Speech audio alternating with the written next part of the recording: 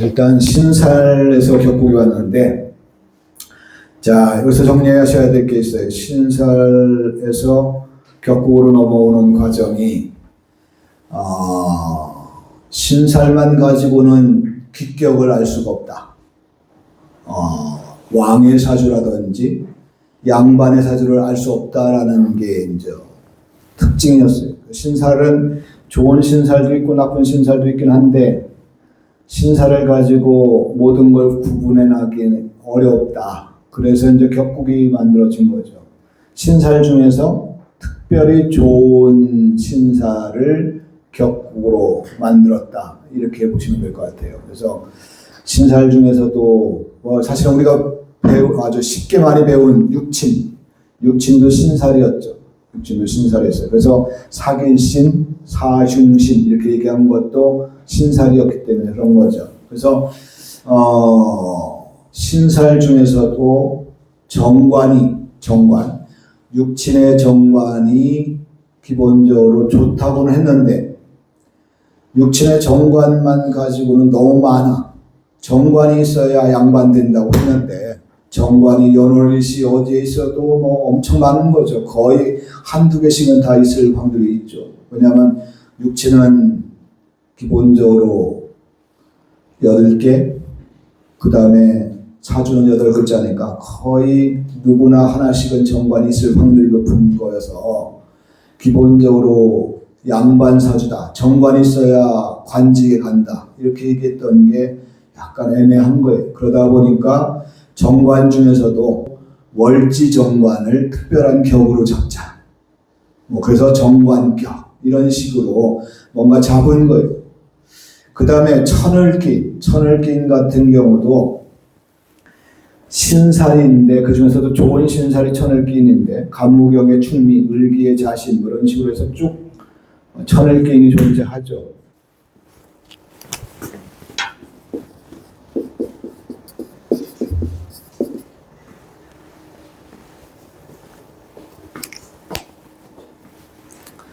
천일기인이 존재하는데 천일기인도 너무 많아. 감날에 축이나 미가 있거나 문날에 축이나 미가 있거나 경날에 축이나 미가 있을 확률은 엄청 많죠. 감날에 소띠, 감날에 양띠, 축월생, 미월생 너무 많아. 그러니까 이걸 가지고 양반 사주다 또는 이러기에는 너무 많아서 신살 가지고 이때는 완전 왕족 사회이기 때문에 귀족 사회이고 양반 사회이기 때문에 구분해야 된단 말이죠. 천민 사주하고 양반 사주를 구분해야 되는데 그렇게 구분하기가 쉽지 않았었던 거예요. 그래서 만들어진 게 천을기인 중에서도 일지의 천을기인 사람, 감날이나 축날이나 감날이나 문날이나 경날은 축미가 일지에 없어요. 있을 수가 없어요. 왜냐하면 양과 음이 만나기 때문에 못 만나죠. 그 중에서 만날 수 있는 거는 계사와 계묘, 정해와 정유, 딱 4날이. 그래서 신살 가지고 격국을 만들었어요. 이게 바로 신살 격국이에요.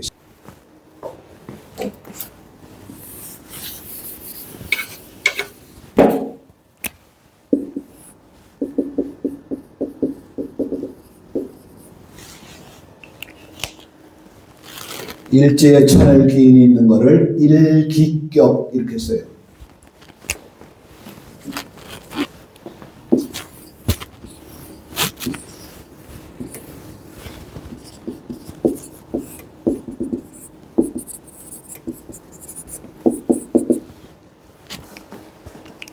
일제에 천을기인이 있으면 아주 좋은 사주다라고 분석해서 격국을 만들어 놓은 게 일기격이에요. 일기격.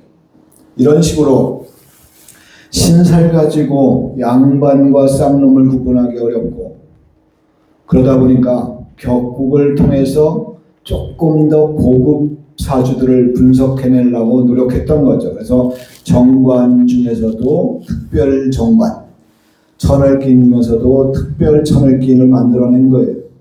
그런데 왕이나 또는 양반 중에 이런 특별한 격국이 없는데도 또 잘 되는 사람이 있어. 그래서 만들어진 게 사주 8글자에는 없는데 뭔가 잘 돼 있는 사람들이 있단 말이죠. 사주 8글자에는 신살도 좋은 신살도 없고 격국도 아주 좋은 게 없는데 잘 된 사람이 있어요.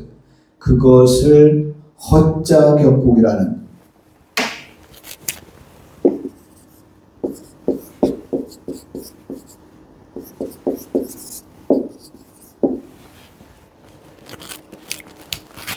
허자 격국이 이때 이제 허자가 처음으로 등장해요. 허자가 없는 걸 불러오자예요. 사주에는 없는데 뭔가 불러온다는 얘기. 이것도 이제 그 시대 때는, 이 격국 시대 때는 엄청나게 비판받았어요. 왜냐하면 이게 없는 거를 사주 8글자 실체를 가지고도 잘 분석 못하는데 그림자를 가지고 뭘 분석하려고 하느냐라면서 비판을 엄청 많이 받았어요. 그래도 어쨌든 허자 격국이 또 나왔어요. 허자 격국은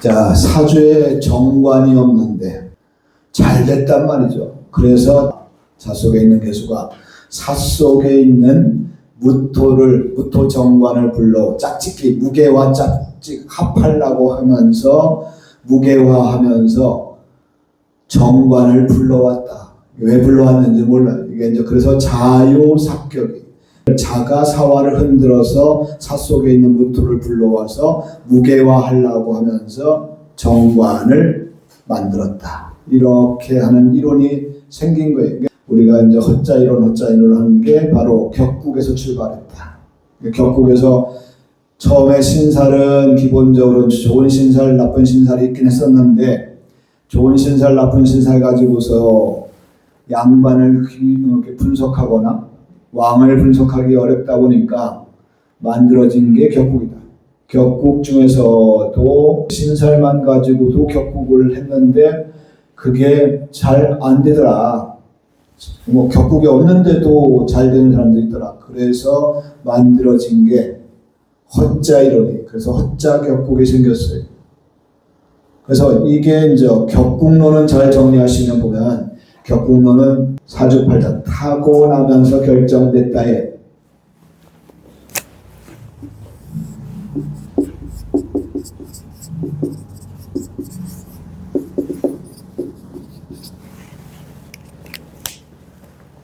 격국론이라는 것은 사주팔자 8글자에 딱 써있다라는 얘기죠. 이런 거잖아요. 월지에 정관이 있으면 정관격, 일지에 천을긴이 있으면 일기격. 그러니까 이 사주는 왕사주야 라고 결정되어 있다는 거예요. 8글자가 딱 결정되어 있다는 얘기예요. 허자론도 정관이 없는데 자시에 태어나면 자시가 정관을 불러들인다. 이런 이론이에요. 여기에 반박하면서 나온 게 용신론이에요.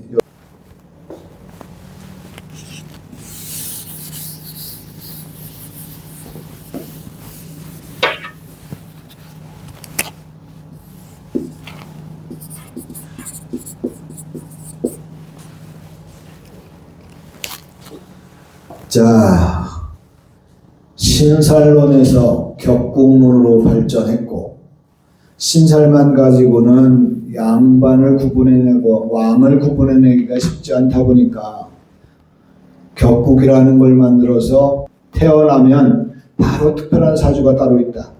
나쁜 사주가 따로 있고 좋은 사주가 따로 있다. 그래서 그릇을 타고난다. 양반 그릇, 왕 그릇을 타고난다. 라는 이론이 격국론인데 격국론을 가지고도 뭔가 해결하지 못한 부분들이 있어요. 그러면 예를 들어서 이성계 같은 경우는 왕족으로 태어난 게 아닌데 갑자기 왕을 내쫓고 본인이 왕이 된단 말이죠. 그러니까 예전은 거의 다 왕족이 아니었는데 물려받은 왕들도 있지만 그렇지 않고 나라를 뒤엎은 왕들도 되게 많단 말이죠. 그러니까 용신론이 나온 거예요. 용신론은 뭐냐면 사주에 피와 노행이 대운에 들어와서 대운에서 잘 들어오면 발복하는 거고 왕이 될 수도 있고 안 들어오면 죽음을 당하기도 한다. 이게 용신론이죠.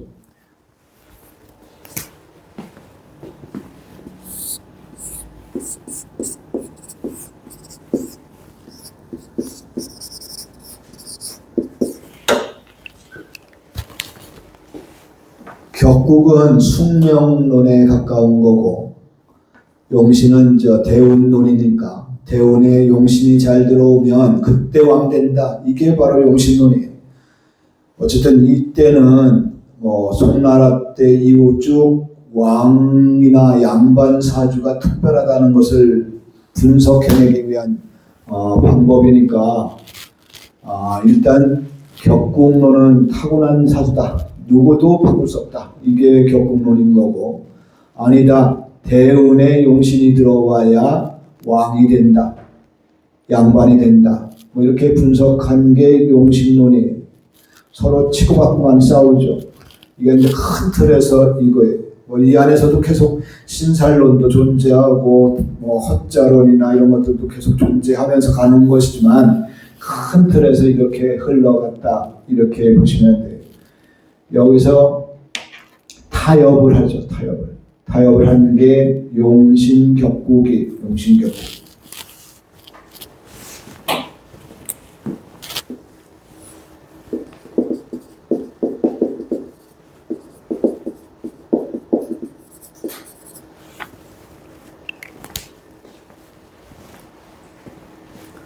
자, 일단 신살에서 격국으로, 격국에 나오고 나서 비판적으로 출발한 게 용신론이죠. 격국론은 누구든 사주팔자에 딱 타고난 그릇이 존재한다. 누구는 왕으로 타고나고 누구는 쌍놈으로 타고나고 딱 결정돼 있다. 천민과 귀족이 결정됐다라는 게 격국론이었어요. 어떤 사람이도 딱 결정된다는 얘기인 거고요. 그래서 천을기인이 일지했으면 왕이 될 수 있다. 정관이 월지했으면 왕이 될 수 있다. 이렇게 얘기하는 게 바로 격국론이에요. 그거 말고도 엄청 많은 격국론들이 존재하지만 각 창마다 다 격국의 종류가 23가지도 있고 이렇게 여러 가지가 있지만 어쨌든 큰 틀은 그런 의미다라고 보시면 돼요. 그것을 비판하면서 나온 게 용신론이에요. 절대 타고난 게 아니라 용신이 대운에 잘 들어오면 왕이 될 수 있다.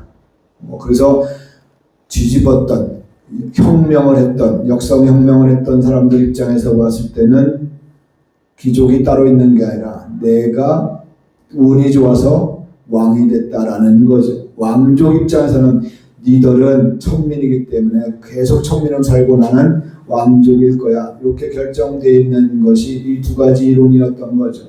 큰 틀에서 보면. 이게 이제 서로 다투다가 서로 단점이 좀 있다 보니까 이것을 결합시킨 게 용신격국론이에요. 다만 용신격국론은 거의 용신론의 승리라고 보시면 돼요.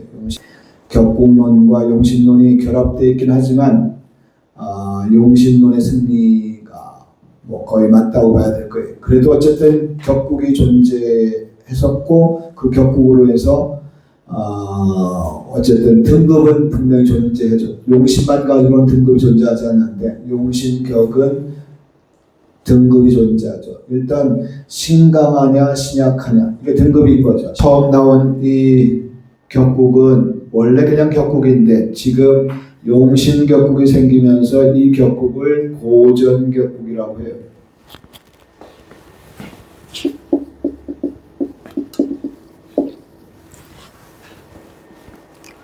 그래서 나눠지는 거죠. 처음에는 격국으로 출발했지만 나중에 용신격이 나오면서 용신격하고 구분하기 위해서 고전격국이라고. 근데 옛날에는 고전격국이라는 단어를 쓴 적은 없어요. 그냥 격국이라고 했던 건데 현대인이 일단 구분하기 쉽게 하느라고 고전격국이라고 이름을 붙인 거죠.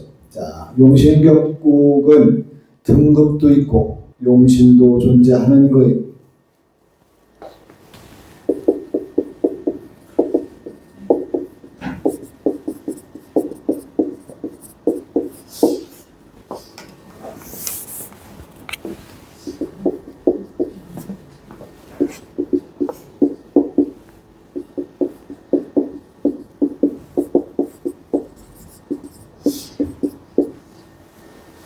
자, 용신격국의 등급은 신강하면 등급이 좋은 거고 신약하면 맞다를 얘기하는 게 아니에요. 이런 이론이 있다는 얘기하는 거예요.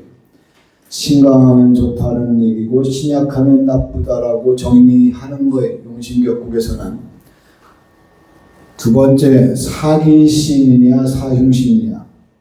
예를 들어서 식신, 재성, 정관, 정인이냐, 겁재, 상관, 그 다음에 평관, 편인이냐에 따라서 사흉신이면 아주 안 좋은 거고 사기신이면 아주 좋은 사주다라고 보는 거예요. 등급이. 그래서 제일 위쪽으로 따라가면 1등급 사주인 거고요. 밑으로 가면은 등급이 아예 현찮은 거라고 보시면 돼요. 그래서 일단 사기신이냐, 천간에 있느냐, 힘이 있느냐, 형충파해가 없느냐, 강한 오행의 생을 받느냐, 이렇게가 아주 등급이 좋은 사주인 거예요. 그 얘기는 뭐냐면 신강한 사주에 비겁이 좀 많은데 식신용신이면 비겁의 생을 받는 식신이 용신이기 때문에 아주 좋은 사주라고 볼 수 있는 거예요. 이해치겠죠? 신약한 사주, 인성 속에나 비겁 속에 암장 속에 편인이나 겁재로 용신 삼으면 아주 비천한 삶을 산다. 이렇게 하는 게 용신격국론이 등급이 매겨져 있어요. 그러면 이제 등급을 매기는 순간에 이제 이때도 기본적으로 양반사주, 쌍놈사주가 정해져 있는 거라고 본 거죠. 일단 용신격을 선택하는 과정이 이제 원래 이제 책에는 거의가 다 5개로 되어 있죠. 일단 이제 억부용신, 조용신, 전왕용신, 병양용신, 통관용신 이렇게 5개인데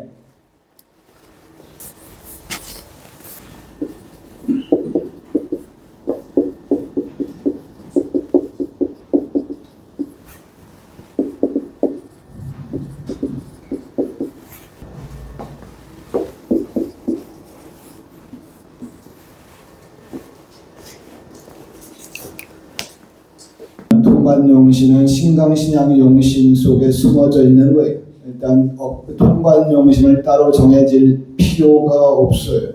이건 무슨 얘기냐면 관성이 많아, 비겁은 없어, 인성이 좀 있어. 자, 얘기해요.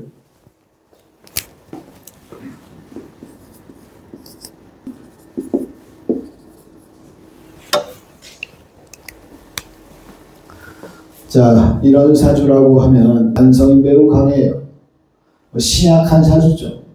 신약한 사주. 이거는 사실은 억부용신으로 봐도 똑같아요. 억부용신은 신약한데 간목은 일간은 용신을 사용할 수 없으니까 자수나 개수로 용신을 쓴단 말이죠. 그러니까 이 경우는 신약한 사주에 정인 개수 용신으로 쓴다고요. 지지보다는 천간이 있으면 천간을 썼으니까. 그런데 중요한 거는 이걸 통관용신이라고 해서 관성이 많으니까 관성을 인성으로 빼서 인성을 비겁으로 생해준다. 이게 통관용신이에요. 통관용신은 제가 봤을 때는 억부용신 안에 들어가는 있는 하나의 룰이기 때문에 이걸 따로 구분해서 공부시키는 것은 배우는 사람들에게 더 복잡하게 만드는 거여서 저는 이런 식으로 그냥 계속 말장난을 하거나 뭔가 이론을 계속 늘려놓는 거는 좀 줄였으면 좋겠다. 그러니까 이렇게 한가하게 이렇게 이론 공부에 집중하는 거는 별로 중요하지 않다고 생각해요. 통관용신은 솔직히 해서 억부용신 안에 들어가 있는 것이다. 딱 정리하시면 돼요. 그래서 통관용신은 따로 필요가 없어요. 병양용신은 사주 해설인 거지 용신 찾는 게 아니에요. 병양용신은 용신이 병 걸렸는데 병 걸린 용신을 극하는 게 있으면 좋다 이런 얘기예요. 자, 용신이 간목이 용신이라 만약에 어떤 사주에 간목이 용신인데 옆에 경금이 있어. 금금목당하고 있어. 그러면 병 걸린 거예요. 용신 간목이 경금으로 금금목당하고 갑경충당하면 안 좋다고 본 거잖아요. 그런데 옆에 병화가 있어가지고 화극금하면 좋다 이 얘기예요. 이건 용신 찾는 게 아니라 그냥 사주 해설이에요. 사주 해설을 지금 거의 모든 책에다가 용신 찾는 거라고 하면서 거기다 집어넣었어요. 이게 아주 복잡하게 만들어 놓은 거예요. 이게 무슨 용신 찾는 거예요? 이거는 그냥 용신이 병 걸렸는데 약이 있기 때문에 좋다라고 하는 해설 쓴 거죠. 용신에 대한 해설이에요. 그러니까 저 두 개는 용신 찾는 법에서 없어져도 될 거예요. 딱 세 가지예요. 세 가지가 바로 업부용신, 조용신, 전황용신이죠.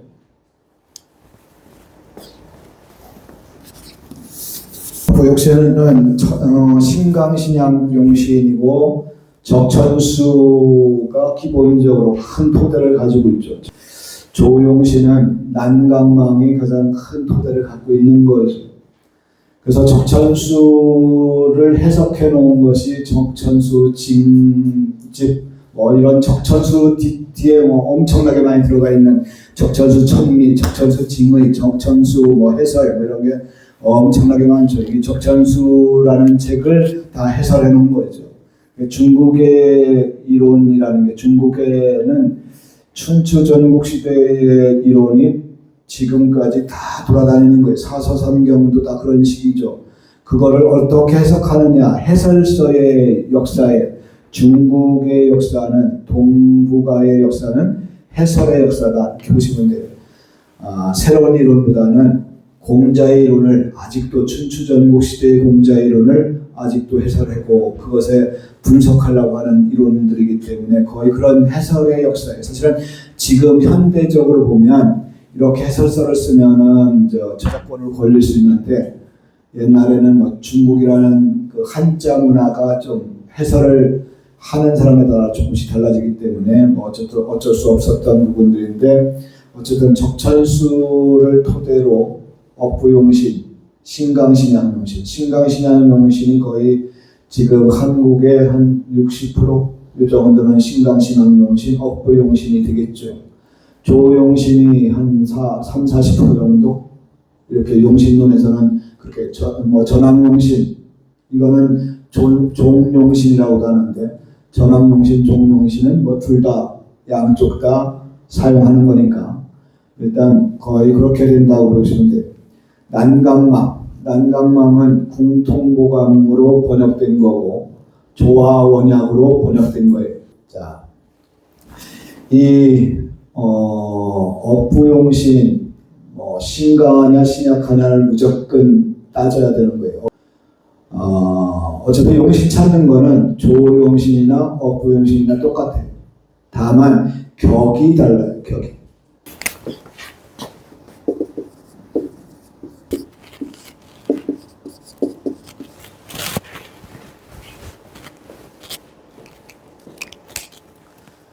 자, 업부용신, 신강신양용신이라고 하는 업부용신은 격국 안에 용신이 들어가 있어요. 그래서 격국을 보면 이게 신강한지 신약한지 용신이 뭔지 다 일단 분류가 딱 돼요. 왜냐하면 업부용신은 신강한 사주냐 신약한 사주냐 사계신이냐 사행신이냐에 따라서 등급의 차이가 확 떨어지기 때문에 격국만 보면 그 사람의 등급을 금방 읽을 수 있고 용신이 뭔지를 읽을 수 있어요. 그래서 신강신약 용신은 그 안에 들어가 있죠. 그런데 조용신은 용신을 따로 정해야 되고 격국을 따로 정해요. 같이 있잖아요. 격국은 내격을 쓰는 거죠. 내격. 월지 암장이 천간에 올라갔느냐 안 올라갔느냐를 봐요. 천간에 올라가 있으면 그걸 우선으로 잡고 안 올라가 있으면 월지를 잡고 이렇게 해서 격을 따로 주죠. 용신 따로 격 따로 해요. 그러니까 용신격국, 억부용신과 격국은 조금 차이가 있는 거죠. 자,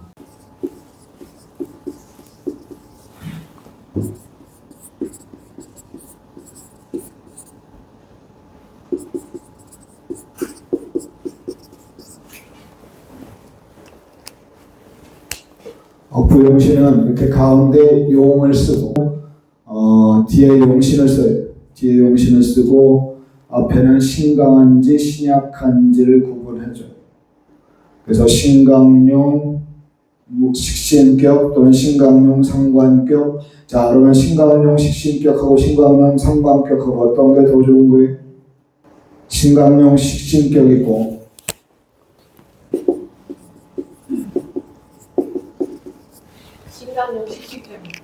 신강용 식신격이 훨씬 더 좋은 거죠. 왜냐하면 사기신이기 때문에. 상관격은 흉신이기 때문에 덜 좋다고 보는 거죠. 그러면 신강용 상관격하고 신약용 편인격으로 따지면 어떤 게 더 좋은 거예요? 신강한 사주가 더 좋으니까 신강용이 더 좋은 거죠. 이해되시겠어요? 그런데 이제 문제는 이게 억부용신의 가장 큰 어려움이 합이에요. 합을 보는데 이게 합이 복잡하단 말이죠. 이게 합이론도 용신론에서 합이론이 가장 복잡해요. 합을 무조건 본다는 선생님이 있고 가까이 있는 합은 보고 멀리 있는 합은 안 본다는 이론도 있고 충이 있으면 합을 절대 안 본다는 이론이 또 있고 충이 있어도 합을 무조건 본다는 이론이 있기 때문에 이 이론을 다 적용하면 다 달라요. 그래서 합을 어떻게 처리할 거냐에 따라서 용신 찾는 게 엄청 힘들어져요. 그래서 보전책에서 뭐라고 하느냐면 보전책에서는 신강신약이 너무너무 중요하기 때문에 분호라고 했어요. 분호.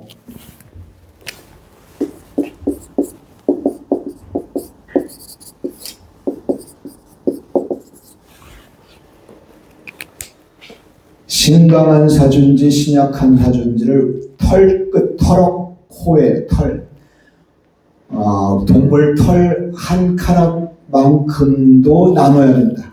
신강한 사주는 아주 좋은 거고 신약한 사주는 아주 나쁜 거기 때문에 신강한지 신약한지 털끝 하나라도 구분해서 신강신약을 나눠라 이렇게 구분해 놨어요. 그러니까 신강신약에 대해서 목숨이었던 거죠. 어쨌든 억부용신이 그만큼 어려워요. 그래서 선생님들마다 어떤 선생님은 신강하다라고 어떤 선생님은 신약하다라고 하고 어떤 선생님은 식신용신이라고 하고 어떤 선생님은 겁재가 용신이라고 하고 뭐 정신이 없죠.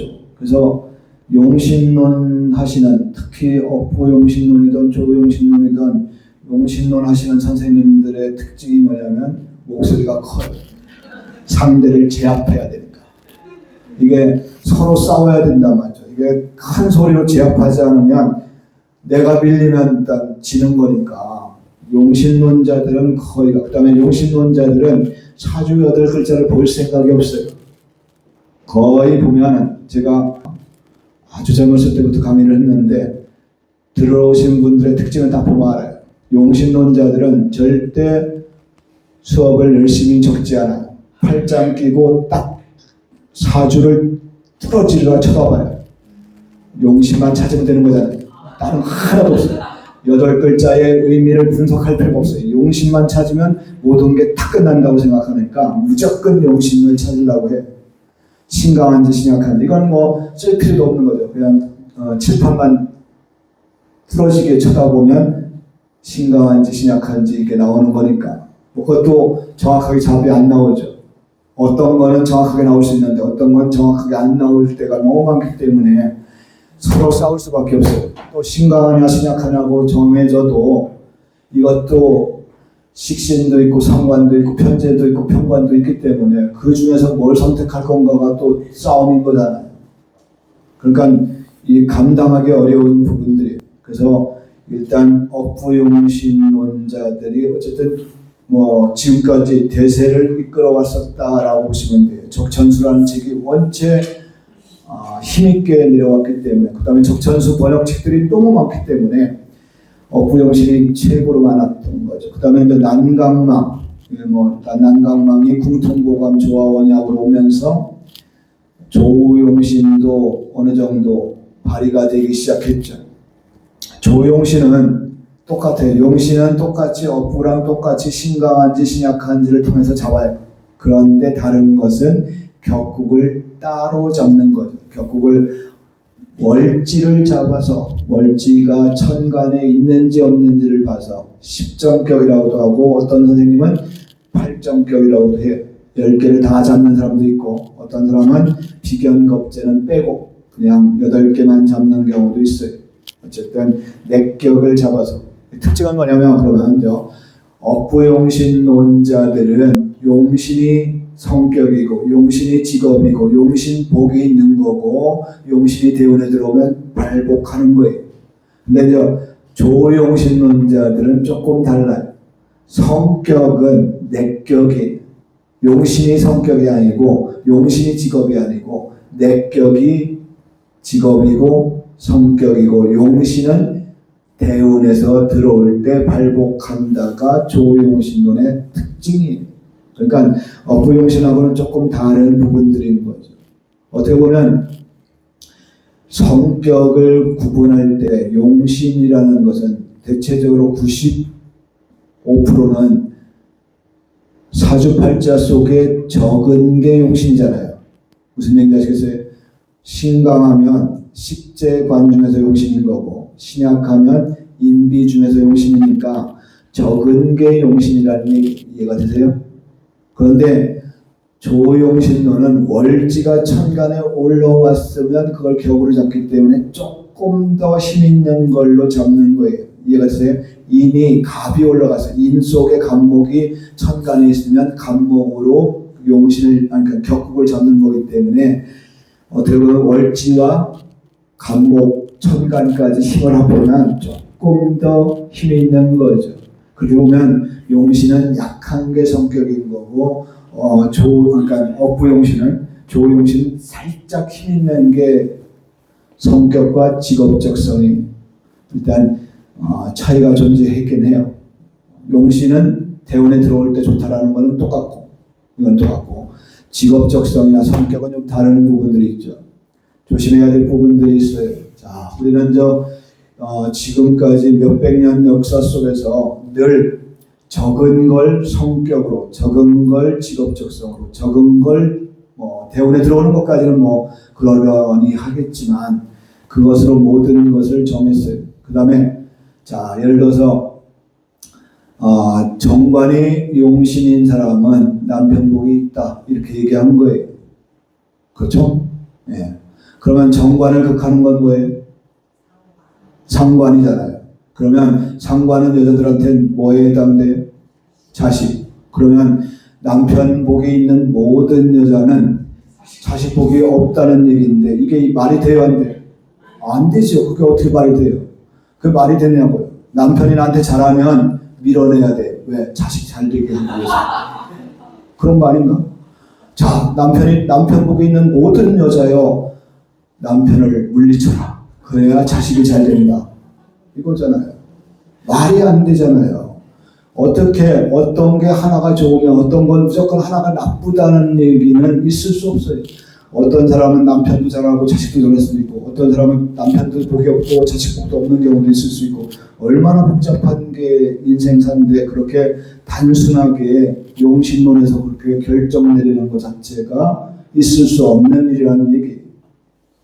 그건 절대 있을 수 없다라는 거예요.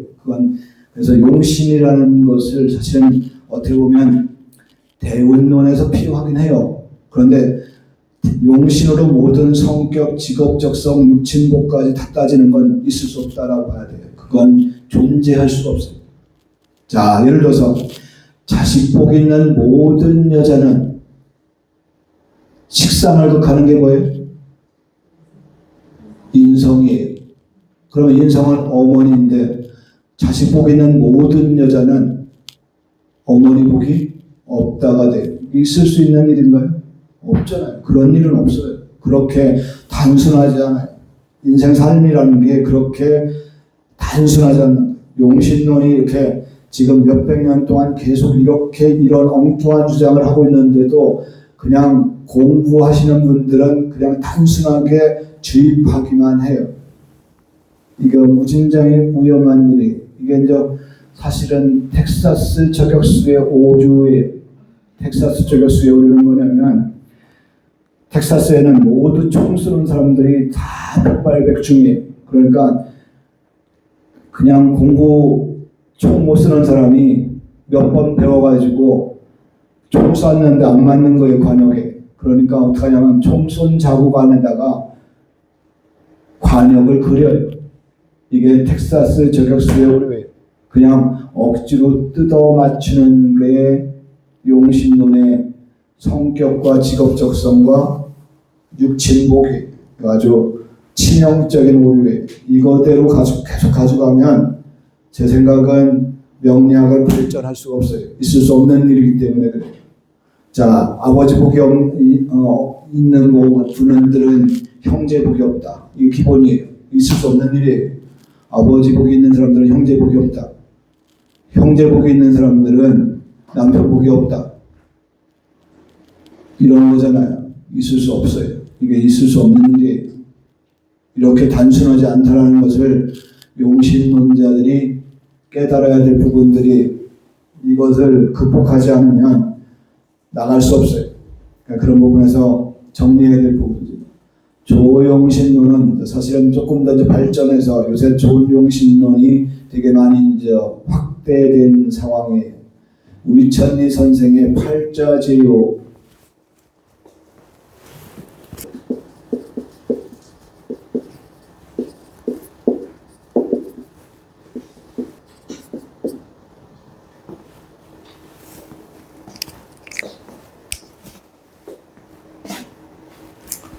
자, 원래 이제 울천리 선생의 팔자제요가 자월의 간목은, 축월의 간목은 뭐 이런 거예요. 이게 이제 사실은 이제 조용신에서 나온 거죠. 조용신이 물상론의 지금 현재 물상론의 기본인 거예요. 자월의 간목은, 추운 겨울의 간목은 병화가 뜨면 발복한다. 뭐 이런 이야기, 그게 이제 울천리 선생의 팔자제였는데 그것을 박재환 선생님이 중국에 가서 유학 가가지고 그 책을 좀 해설을 달아놓은 게 명리사전이, 명리사전 엄청 두꺼운 책이죠. 자월의 간목은, 축월의 간목은 뭐 이런 식으로 해서 그것이 이제 이제 박재환 선생님하고는 다른 박재현 선생의 제자들이 지금 감론, 을론, 병론 이렇게 가지고 10권의 책을 써서 원강대에서 지금 하고 있는데 겨울의 임승은, 겨울의 간목은, 겨울의 무토는 뭐 이런 식으로 해서 용신을 찾아가는 건데 물상론이라는 이름으로 용신을 찾아가는 거죠.